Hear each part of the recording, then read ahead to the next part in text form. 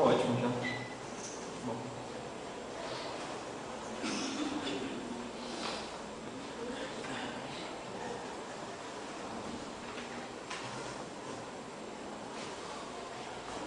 Ok?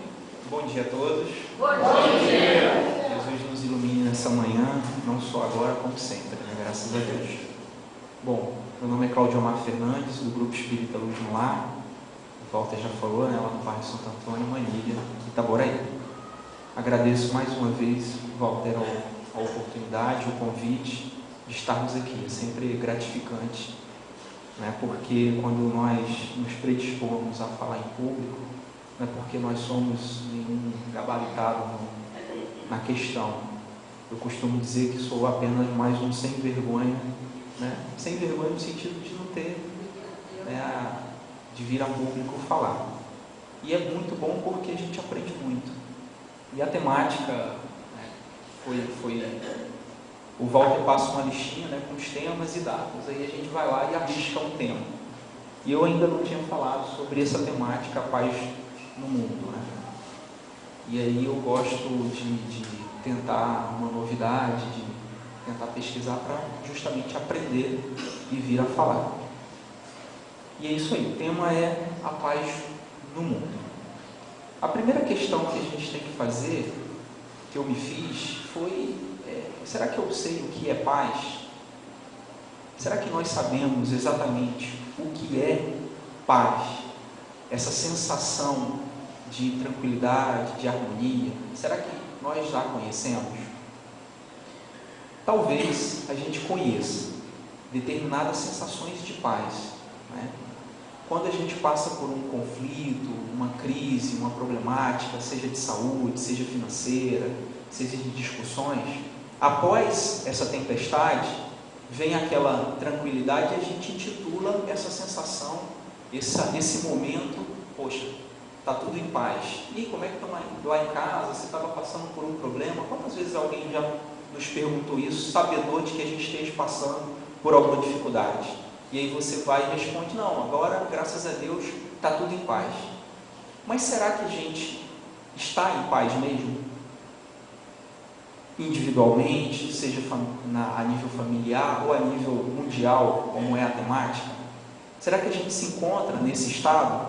Será que o fato de não estarmos numa segunda guerra, no meio de uma guerra mundial, estamos em paz? Então foi essa a primeira questão que eu busquei. E assim, não. A resposta é não. A paz plena, a felicidade de um mundo harmônico, equilibrado, não. A gente não conhece. Mas a gente conhece bem o oposto disso. Às vezes a gente se pergunta assim, certa vez, nós conhecemos Deus? Uma outra questão. Não, nós não conhecemos Deus. A gente tem uma vaga ideia, né, do que é Deus. A gente já sabe, né, que está lá no Livro dos Espíritos, causa primária de todas as coisas. Quando Kardec pergunta o que é Deus, né, a gente sabe isso, a gente procura refletir sobre esse ponto. Mas quem é Deus? Ele está em nós? Uma outra questão para que a gente possa refletir. Sim, nós conseguimos reconhecer Deus pelos bons sentimentos. Quando a gente está bem, pratica a caridade, ou está tranquilo, sem algum conflito mais grave ou alguma crise, a gente pode perceber Deus dentro de nós, dos bons sentimentos, da qualidade dessas virtudes que nós possamos externar. E aí você consegue reconhecer Deus dentro de si. Só assim você consegue saber e identificar Deus dentro de você. Porque fora isso, o relativo que nós somos, a gente não consegue ainda entender e compreender ele na sua magnitude, porque Deus é absoluto. E Joana de Ângeles nos fala claramente que o absoluto não vai, né, internalizar no relativo, o relativo não vai conseguir ainda entender o absoluto. Precisamos caminhar muito ainda, né, numa transformação íntima para conseguirmos entender isso bem. Por que nós estamos falando sobre isso? Porque para a gente poder entender a paz, a gente tem o oposto dela. E o oposto da paz a gente entende muito bem, que é o quê? A guerra. Seja ela interna, seja os nossos conflitos interiores, seja exteriores. Nós entendemos muito bem do que é cultivar sentimentos ainda inferiores. Como a Joana nos coloca, nós sentimos ainda prazer em alimentar nosso lado sombrio, a sombra que há aí dentro de nós, porque esse prazer cria sensações boas. Ah, mas eu não sinto prazer em cultivar a inveja, o ciúme, a raiva, o ódio. Sente. Talvez você não tenha consciência, não tenha parado para refletir sobre isso ainda, mas sente. A maledicência, ainda sentimos, e isso é fato. Então a gente entende bem já o oposto da paz. Se eu entendo já esse oposto, eu consigo refletir um pouco sobre o que seria essa sensação de paz. A paz no mundo é possível? Vocês acham que seja possível alcançar essa paz mundial? É difícil, né? Muito difícil. Quando você olha hoje o mundo, que você vai lá comprar o jornal na manhã, você só vê notícias drásticas, não é verdade? Se você conseguir extrair ali notícias boas, que são poucas, né, no dia a dia, salvo o jornal do domingo, né, que vem o segundo caderno, que é mais divertido, né, que é para descontrair, amanhã no domingo, aí você vai encontrar outras notícias lá, atenuantes, né? Mas você liga o telejornal para ver a notícia do mundo, são notícias de guerra que são passadas o tempo todo. E aí, é possível alcançar? Bom, aí eu queria fazer uma linha histórica na história para a gente poder fazer uma avaliação. Eu vou arriscar a escrever no quadro. Isso aqui sai. Só liga aí. Pode parar então. Pronto, tá ligado? Então vamos lá. Não sou professor de história não, tá, gente? Mas a gente vai arriscar a fazer uma avaliação na linha do tempo para verificar se é possível, de fato, de fato, alcançar essa paz mundial. Desde os primórdios, o homem almeja ter harmonia e equilíbrio entre as pessoas. Isso é fato. Nós, o tempo todo, estamos tentando evitar esses conflitos. Primeiro internos e depois com os outros. Você quer viver em guerra o tempo todo? As pessoas não querem, não conseguem. Não tem nem forças físicas para tal. E aí, Kardec, lá na questão 744, faz a seguinte pergunta. Já que a gente entende tão bem de guerra, dos conflitos, e ainda não tão bem da paz, Kardec pergunta: qual o objetivo da providência ao tornar a guerra necessária? Veja, então é uma providência divina a guerra? Qual o objetivo então da providência divina tornar a guerra necessária? A espiritualidade responde: a liberdade e o progresso. O contrário de guerra é paz. Então, para se alcançar a paz, não há outro meio senão conceder ao ser a liberdade, o livre-arbítrio dado por quem? Por Deus. Quantas vezes na humanidade, na história, as guerras não surgiram porque foi tolhido essa liberdade natural dada por Deus ao homem? Certo? Então, desde os primórdios, e aí a gente vai fazer uma linha do tempo rápida, que é o seguinte: a gente vai pensar alguns pontos para a gente poder conseguir avaliar se será possível alcançar isso e se a nível de mundo, quanto humanidade, a gente está progredindo ou não. Então a gente vai pegar primeiro o povo hebreu, Moisés. O povo hebreu era escravizado pelo faraó do Egito, ok? Todos sabem disso, não sabem? Moisés, quando saiu do castelo, lá da pirâmide, né, do palácio egípcio, e percebeu o povo sendo massacrado, açoitado, escravizado, passando fome, e ele descobriu que era um deles, que havia sido acolhido pela mulher lá do faraó, enfim, desculpe não ter os termos, né, certinhos e tal. Peraí, alguma coisa está errada. Aquilo o incomodou. Então, a gente tem lá Moisés libertando o povo hebreu. O que Moisés estava buscando? A liberdade, a harmonia, para que aquele povo pudesse viver sem aquele conflito, sem aquele sofrimento, passar por aquelas dores. E tanto que foi importante, não baseado, claro, na crença de um Deus único, que Moisés instituiu leis sociais para evitar o quê? Conflitos. Naquela época era natural o seguinte: quando o sujeito matava alguém de alguma tribo, era direito daquela tribo que teve o seu membro, né, o seu elemento lá, membro, indivíduo morto, disseminar toda a outra tribo. Moisés instituiu uma seguinte lei para tentar amenizar esse conflito. Não, olha só, vamos fazer o seguinte: não mata a outra tribo toda não, pô, é injustiça isso. Mata só um deles. Era a lei do dente por dente, olho por olho. Foi importante naquele momento? Foi. Porque evitou massacres. É verdade? Foi uma evolução? Foi uma evolução. Muitos anos se passaram e continuamos ainda, como hoje, em conflito. Mas será que a gente conseguiu evoluir historicamente?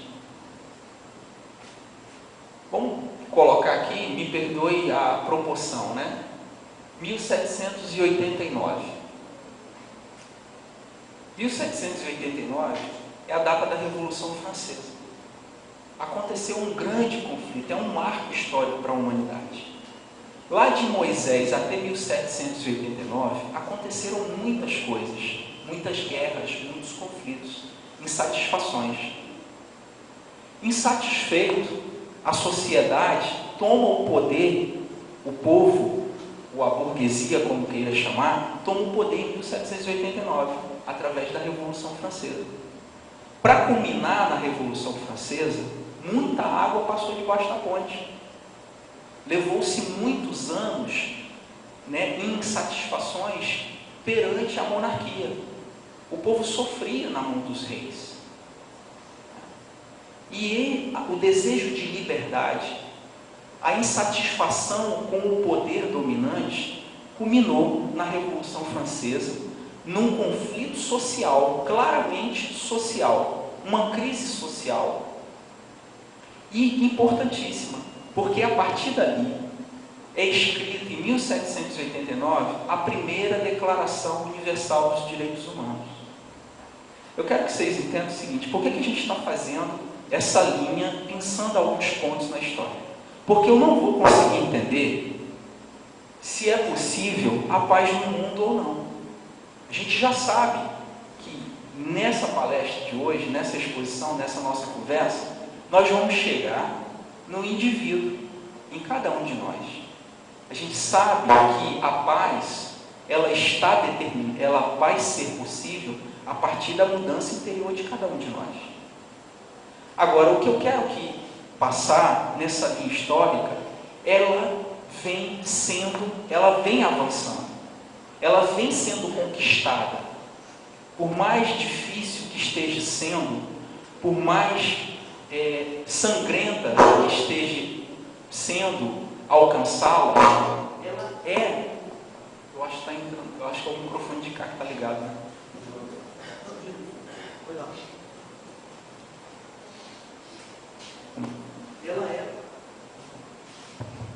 Ela vai ser possível. Mas como a gente ter noção clara disso? Porque o pessimista vai falar assim: não, poxa, as guerras no Oriente Médio, os conflitos que existem ainda, né, comerciais, econômicos, os conflitos bélicos, as ditaduras que existem ainda na África do Sul, como é que o mundo vai alcançar uma paz mundial? É impossível. É possível sim, mas é preciso a gente entender essa linha, o quanto que a gente evoluiu. A gente saiu de uma escravidão para uma revolução onde foi escrito onde se houve a primeiro momento uma preocupação universal de criar direitos humanos, de igualdade, de liberdade e fraternidade. Claro que aqui essa bandeira levantada de liberdade, igualdade, de direitos, de fraternidade e entendimento entre os homens, da liberdade de pensar, de ir e vir, não foi uma coisa da Revolução Francesa de 1789. Isso vem lá desde muito tempo, a busca por essa harmonia social, essa busca do entendimento. Moisés quis libertar o povo. Moisés queria que o povo hebreu fosse igual a todos. Queria também conviver em fraternidade, mas não foi possível. Por quê? Pelo interesse egoísta e orgulhoso do faraó, que queria dominar. Espera aí, quem é que vai construir agora as minhas pirâmides? Quem é que vai plantar para mim? Porque eu sou o povo dominante. Eu fui escolhido pela divindade para comandar. Então a gente tem que passar a entender que isso vai ser possível à medida que a gente também vencer a nós mesmos. Claro, óbvio. E a gente tem que fazer essa avaliação histórica para também evoluir, para também avaliar e corrigir os erros daqui para frente, né? Um outro momento também que a gente pode pensar, 1917, Revolução Russa. No meado do século XIX, um sujeito escreve uma tese, teoricamente, sujeito chamado Karl Marx, que é do comunismo. E aí foi interessante ter conversado com você, Walter, porque você falou sobre a feira de troca solidária. Você sabia que o comunismo idealizado, vocês sabiam que o comunismo idealizado por Karl Marx é baseado nessa feira de troca solidária?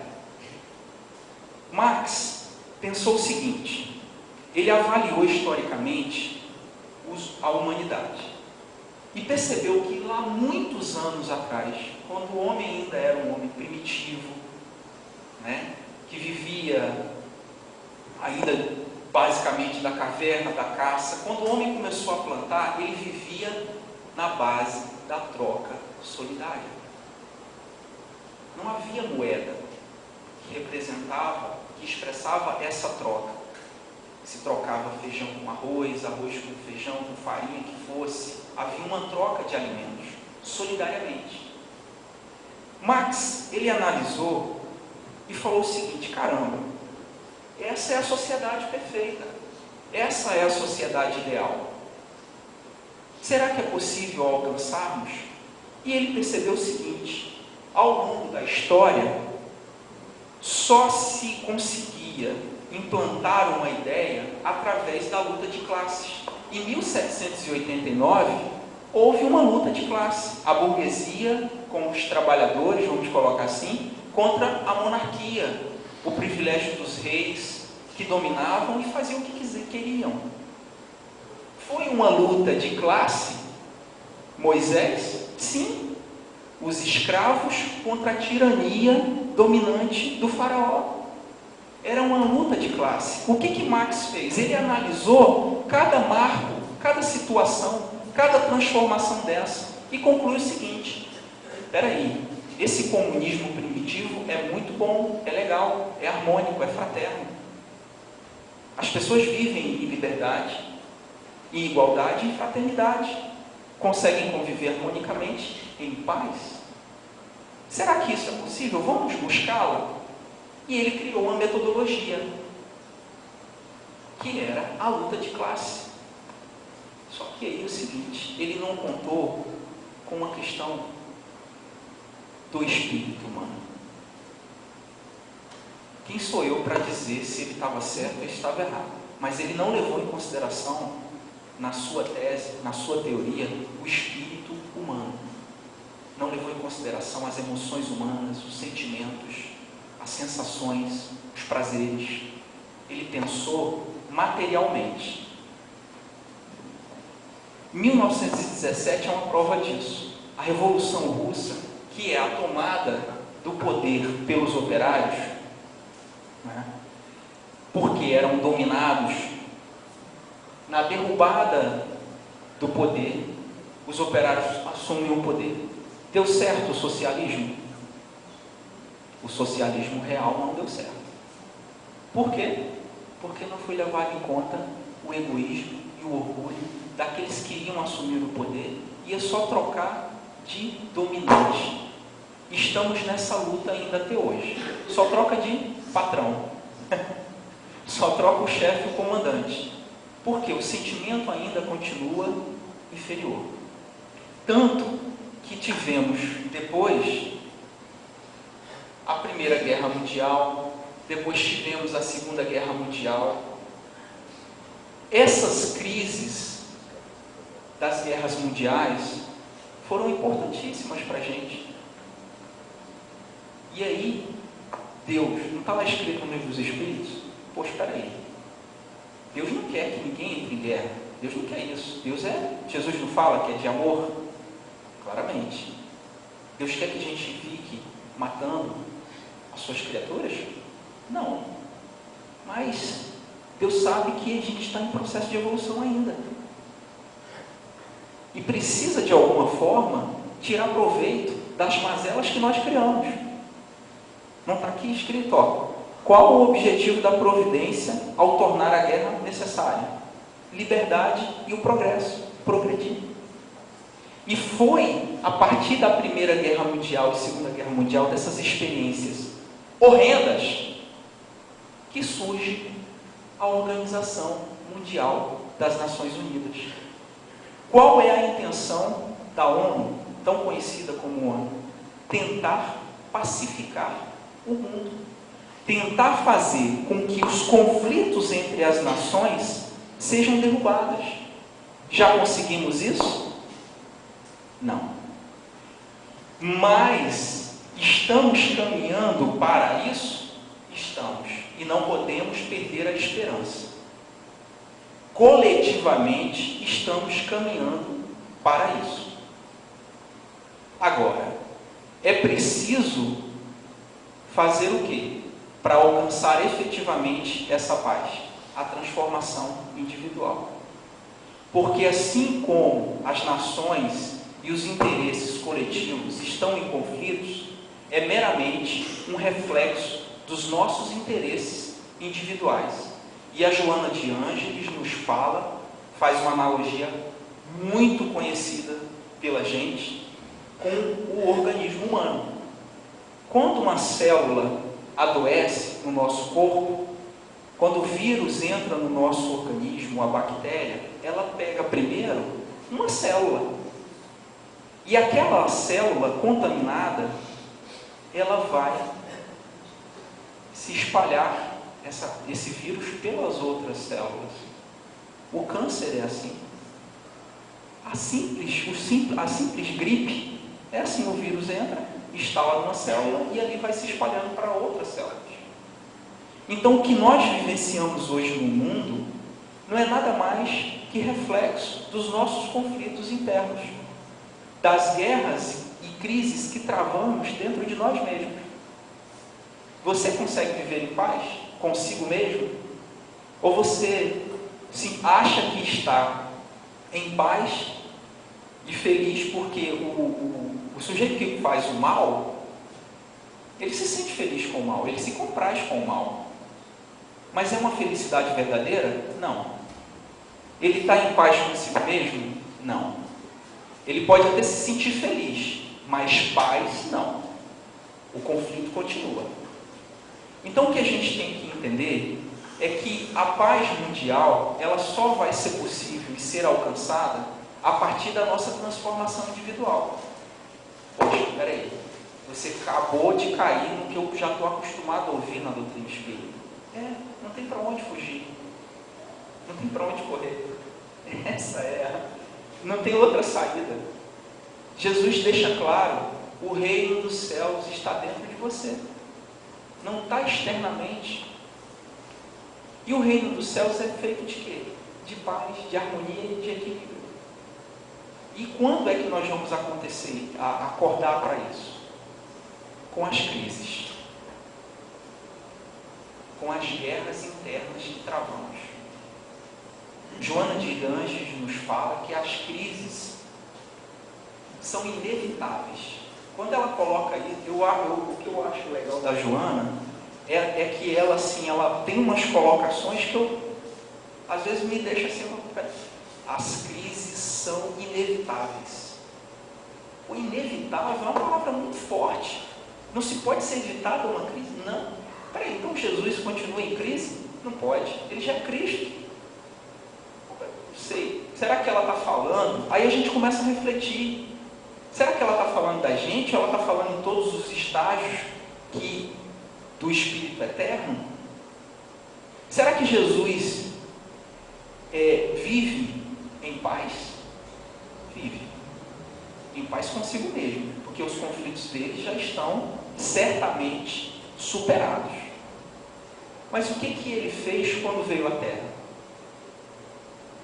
Será que ele pensa, poxa, meus irmãos estão em guerra? Será que isso o deixa feliz? Tem uma passagem que só ficou conhecida após o desencargo do Eurípides, que é um desdobramento que ele faz espiritual em sonho, e ele encontra com Jesus. Ele está lá, eu acho que é o Humberto de Campos que narra essa história. Hilário Silva. Então, o que acontece? Obrigado, Walter. O que acontece? Ele, em sonho, se sente arrebatado, né? Não no sentido da arrebatação material do corpo físico. Ele desdobra o corpo espiritual dele, né? Se emancipa do corpo físico. E ele é levado, sabe assim, por alguma força que ele não consegue explicar o que é, e para numa paisagem, sabe, maravilhosa e linda, e avista um homem, uma certa distância, e ele vai caminhando em direção a esse homem. Chega a determinado ponto, ele trava, ele não consegue mais avançar. E então, ele é travado por uma força que ele não consegue explicar, e aquela sensação, meu Deus, o que é isso? O que está acontecendo comigo? E aí, então, Jesus se aproxima, chorando. Resumindo a história, o Eurípides se ajoelha, não sabe o que faz, não sabe se beija os pés, se chora junto, se fica feliz e dá um sorriso. Meu Deus, é Jesus, eu estou vendo Jesus. Ele não sabe se controlar, e Jesus continua chorando. E aí ele vai e toma a coragem de perguntar, né? Por que ele estava chorando? Estava chorando porque muitos ainda não o conhecem. E aí Jesus responde, não estou chorando por isso, estou chorando por aqueles que me conhecem e ainda não praticam o meu ensinamento. E aí, aqui nesse momento aqui, ó, depois de Moisés, Jesus vem à Terra. Quantos anos já se passaram e aí continuamos ainda a nos debater nesses conflitos? Claro que vamos fazer uma outra avaliação material, a gente está alcançando isso. Aqui, na Idade Média, antes de 1789, não havia ainda as nações que nós conhecemos hoje.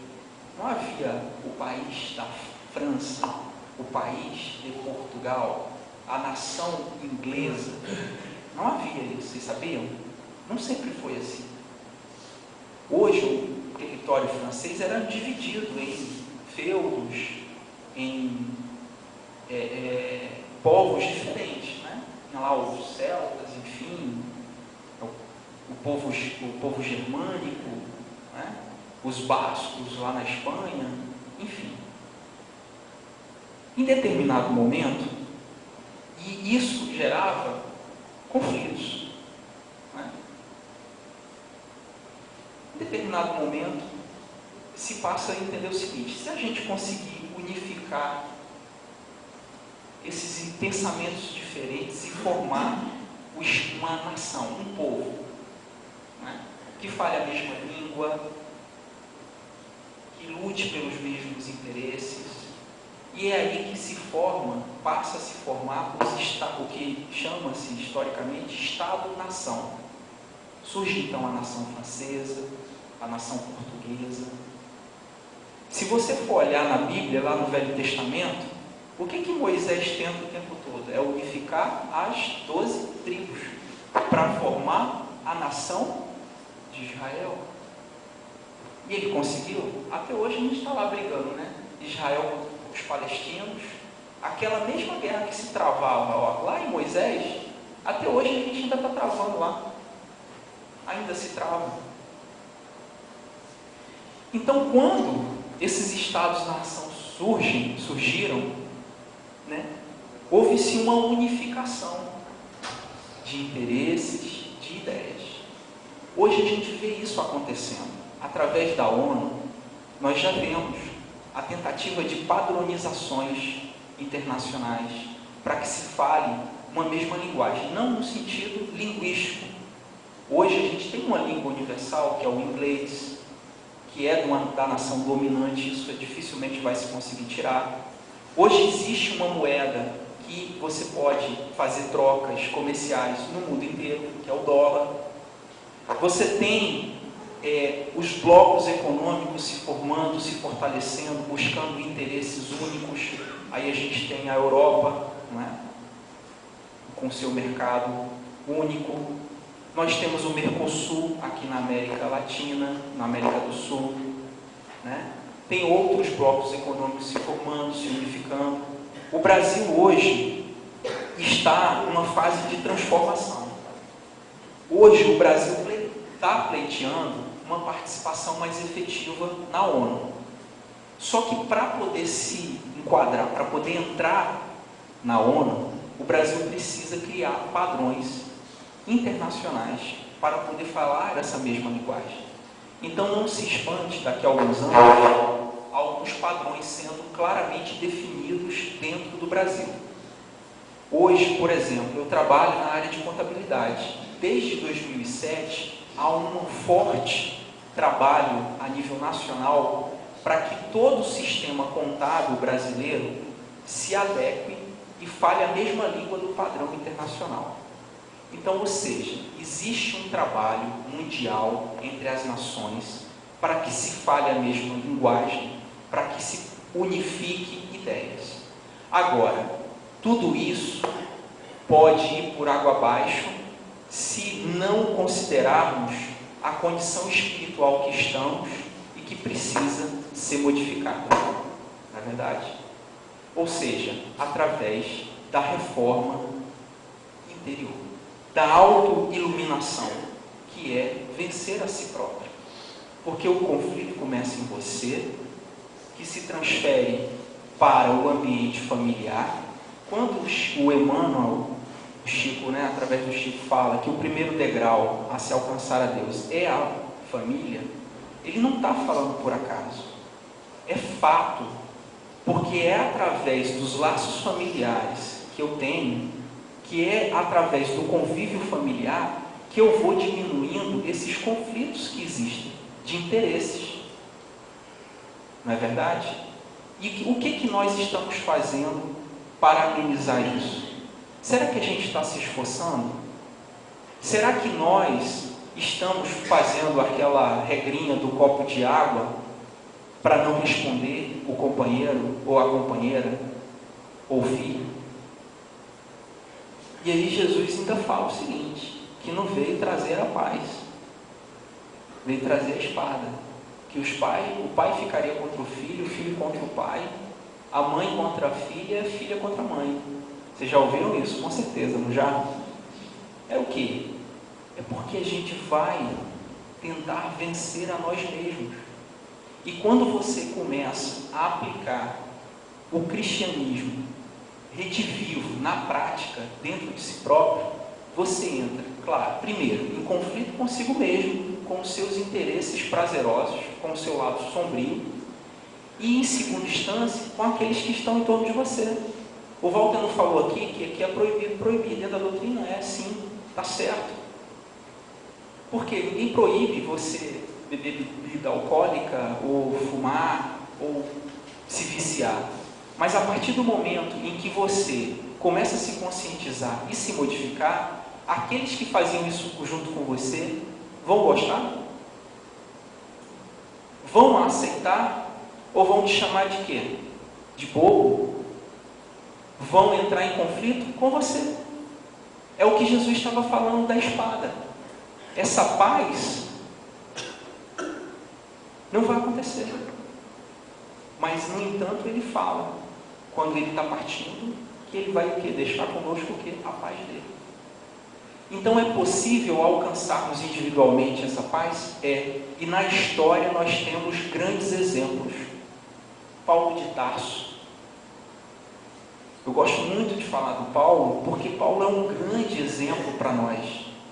Paulo era um dos maiores algozes, foi o maior algoz do cristianismo nascente.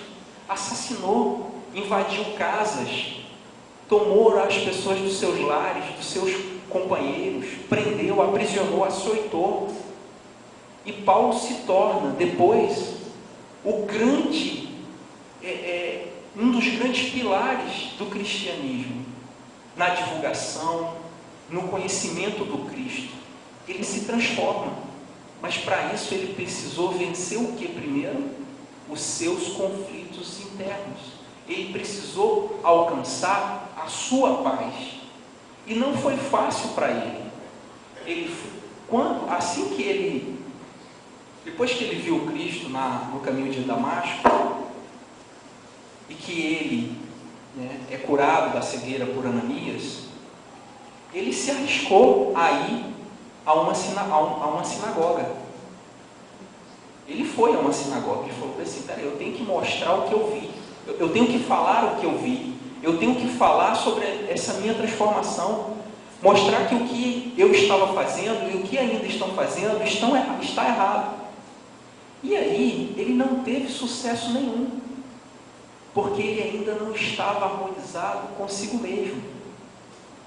Ele ainda estava num estado de crise de transformação. Ele havia visto Cristo, mas será que internamente ele já tinha refletido profundamente sobre aquele fato?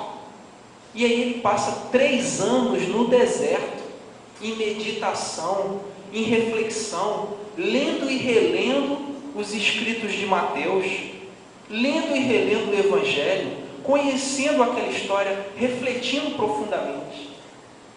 Então não foi fácil para o Paulo, nem depois disso, e não será fácil para nós alcançar esse, entre aspas, como a Joana diz no lado místico, o nirvana. Não é fácil para ninguém. Não é fácil conseguirmos alcançar essa paz que Paulo tão fala. O Cristo vive em mim. Eu estou em paz comigo mesmo.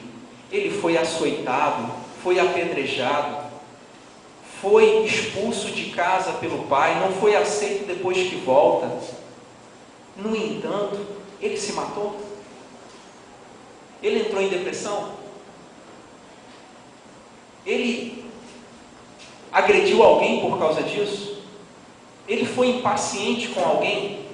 Por que não? Porque ele havia alcançado a sua paz interior. Então nós temos em exemplo, temos Madre Teresa de Calcutá, que sai do convento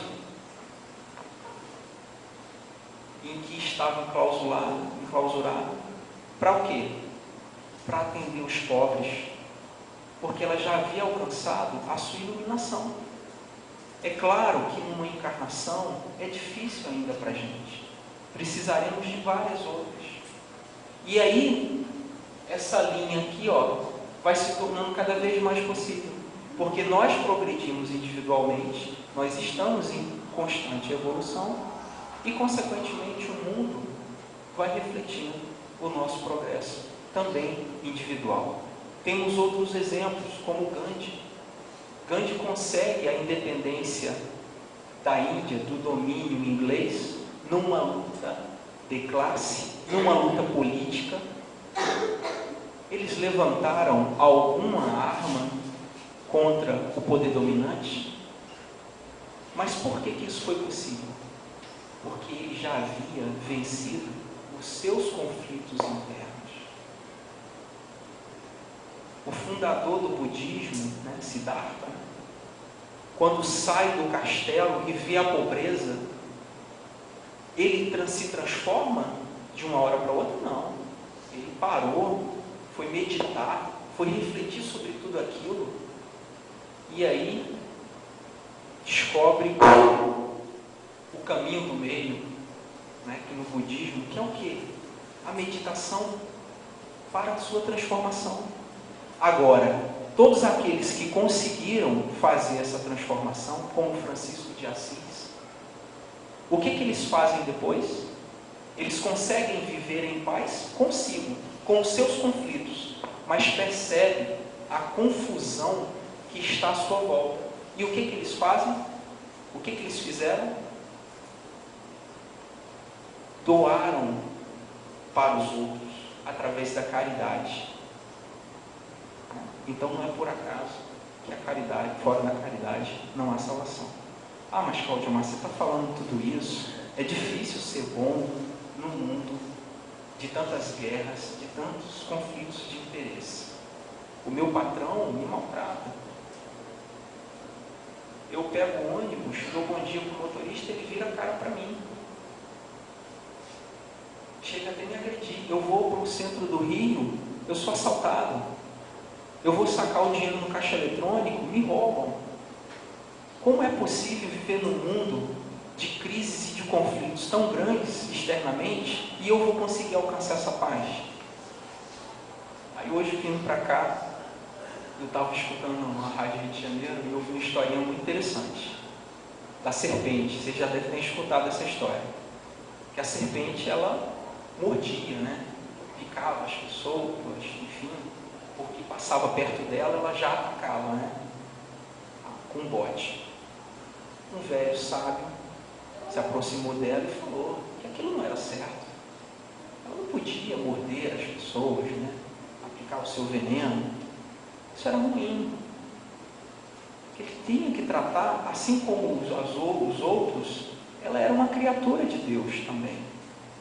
E ela precisava tratar bem as criaturas de Deus. Mas então ela para, a serpente reflete, falou, deve ter alguma razão nisso aí. O velho sábio vai embora. A serpente, a partir daquele dia, se transforma. Não atacava mais ninguém. E aí as pessoas até estranharam, falaram assim, caramba, ela está diferente. E ela passou a ser boazinha. Só que aí começaram a tacar pedra nela. Por quê? Peraí, ela não reage mais? Então vamos tacar pedra nela. Vamos atacar ela, vamos pisar nela. E as crianças faziam isso, os adultos também. E ela ficou machucada e ela não reagia. E ela ficou machucada. Foi se enfiando cada vez mais lá na sua casa, no buraco lá onde ela vivia. Foi ficando deprimida. Aí um belo dia, um velho sábio passando por lá de novo, estranhou, que a viu toda machucada e foi conversar com ela. Por que ela estava assim? Porque você falou para mim que eu tinha que ser bom, eu tinha que morder, não atacar ninguém. E aí, poxa, olha só o que fizeram comigo. Estou toda machucada. Aí, peraí, você não entendeu o que eu te falei. Como assim eu não entendi? Eu falei para você não atacar. Eu não disse para você não se defender. Eu disse para você não atacar as pessoas. Agora, se defender dos perversos, dos maus, dos maledicentes, dos maldosos, você precisa continuar fazendo, porque o mundo ainda está cheio deles. Olha só que interessante. Paulo viu Jesus, se transformou, alcança a sua paz. Foi apedrejado, foi atacado, mas não reagiu agressivamente.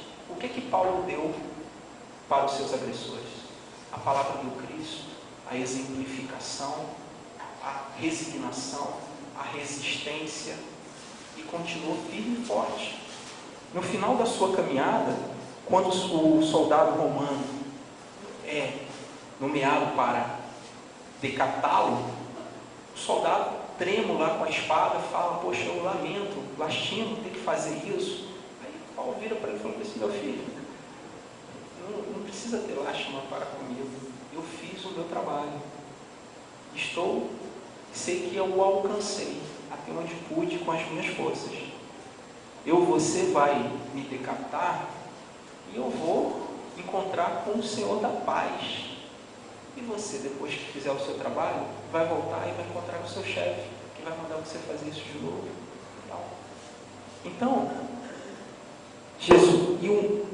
Jesus reagiu agressivamente contra alguma violência que lhe foi direcionada? A gente já conhece o Evangelho. Jesus reagiu agressivamente? Não. Mas ele foi passivo diante das agressões? Não. Isso fez com que ele lhe tirasse a paz e a passividade? Não. Quando o perguntam, quando vão entregar Jesus e que Judas o beija e o entrega, o que Jesus abaixa a cabeça? Lá, meu Deus, poxa, você entrega, fica triste? Não. Por que você está fazendo isso? Aquilo é um tiro no coração do Judas. Ele fala: caraca, meu melhor amigo, estou entregando meu melhor amigo, ele não reage nem nada e pergunta por que eu estou fazendo aquilo, qual é o meu motivo, qual é a razão. Nem ele sabia naquele momento, já na altura do campeonato. Então, gente, é possível sim alcançarmos essa paz. Agora, não significa que tenhamos que ser passivos e tenhamos que não reclamar, não nos defender. É um ponto. Agora, não precisamos sair soltando bomba atômica para tudo quanto é lado. Não é verdade?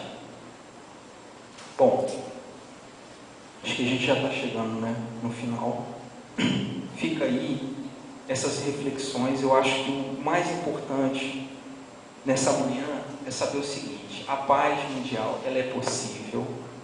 Historicamente, a gente consegue perceber isso, que existe um progresso humano na coletividade para esse alcance. A felicidade é inevitável, a felicidade plena para a humanidade, ela é inevitável, ela é regra. Nós estamos, como alguns costumam dizer, estamos condenados a sermos felizes. Essa felicidade não é possível se não houver paz, tem que haver paz.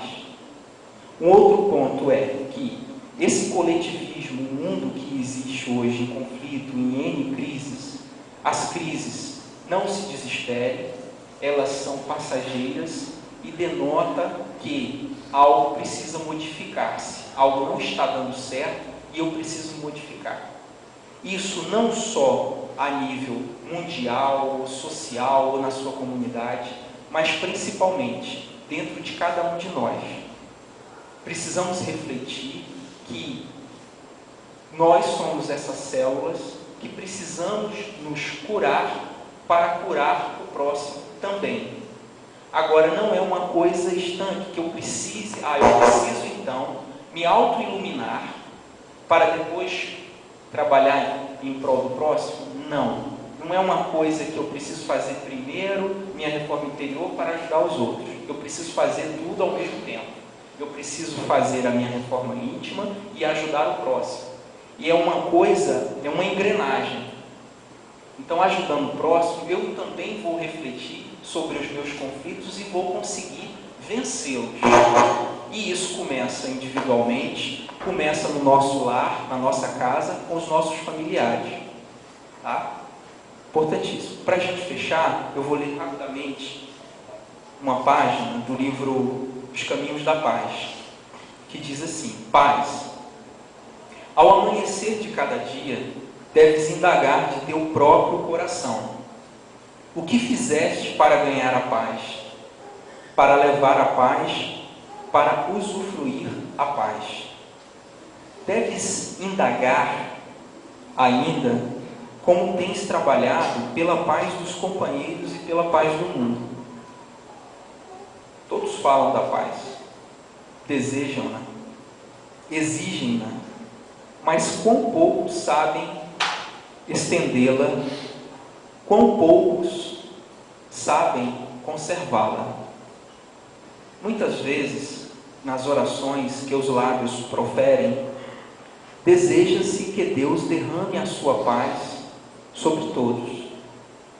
Mas dentro do coração, o desejo é outro.